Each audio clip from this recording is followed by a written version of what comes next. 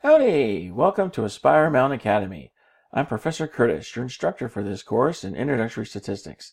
In less than 10 minutes, this video defines the range and describes its role in the range rule of thumb. Let's get started. The range is just another way to measure variation in a data set. It communicates how spread out the data are as the difference between the maximum and minimum values of your data set. So, all we're doing is taking the maximum value and then subtracting the minimum value. Now, the range, like the mean or the mid-range, is very sensitive to extreme values. Because of that sensitivity, it's not a very useful measure of variation. However, that doesn't stop folks from using it.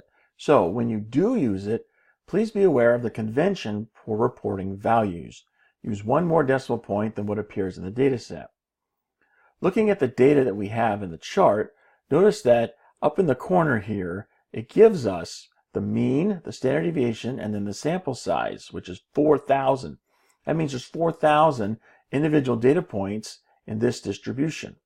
Obviously, that's a lot to be looking at. So even if we did have the actual data, I'd rather look at a chart like this. But whoever produced this isn't following the convention. Look, the mean and the standard deviation should both be reported to the same number of decimal places, which is one more decimal place than the actual data points. So if the mean has 2 decimal places, then the actual data should have 1 decimal place, which means the standard deviation should be 1 more than that, or 2 decimal places. It should have the same as the mean, but it doesn't. And as the French say, c'est la vie.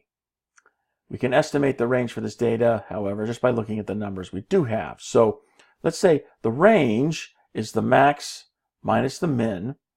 The only numbers we have are on the chart. So let's say 13 is our minimum value and 22 is our maximum value. Now, we substitute those values into our equation and then we solve that equation to get our range. We don't really know why these people are reporting variation measures to 3 decimal places, but let's just play along. This then is the range for this distribution. Of course, we're estimating because we don't have access to the actual data. So if you do have actual data, you want to just go ahead and use the data that you have to get your max and min values. Okay, don't estimate them from a chart like we just did. The reason why we did what we just did is because we don't have the data. So when you do have the data, just get your max and min values from the data.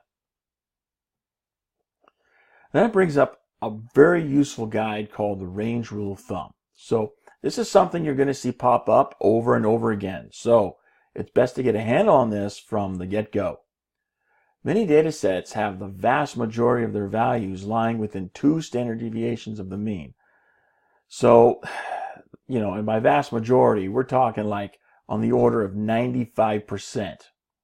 Now this property allows us to estimate a range of useful values. So we have a minimum usual value, which we calculate by taking the mean value x bar and then subtracting from it 2 standard deviations.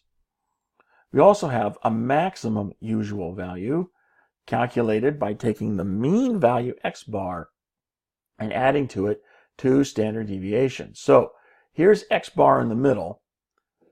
See x bar right here in the middle of our distribution. And we're going to subtract 2 standard deviations to get our minimum usual value. And then the distance at the max, the min value is going to be our range. So the distance between the max and the minimum value is going to be our range. And that range is about 4 standard deviations in size. So you've got, x bar, the mean in the middle, and you've got 2 standard deviations to the left, 2 standard deviations to the right of the mean. Okay, thus, we can estimate a standard deviation if we know that range of usual values. We just take the range and then divide by 4. Okay, now we can also estimate the error in our calculation, and we do that by using this equation right here. But notice we have to know the actual value of the standard deviation to use it. And if we know the actual value, then why are we making an estimate? I just never really understood that one. Sometimes statisticians seem to go quirky, and when that happens, I've learned it's better just to accept that that's how it is. Don't try to understand it. Just accept it and move on. And that brings us to the end of this mini lecture. I hope you found it helpful. If you'd like some practice actually using the range rule of thumb, check out the next mini lecture. And as always, you can find more mini lectures for this and other courses at AspireMountainAcademy.com. Thanks for watching. I'll see you in the next video.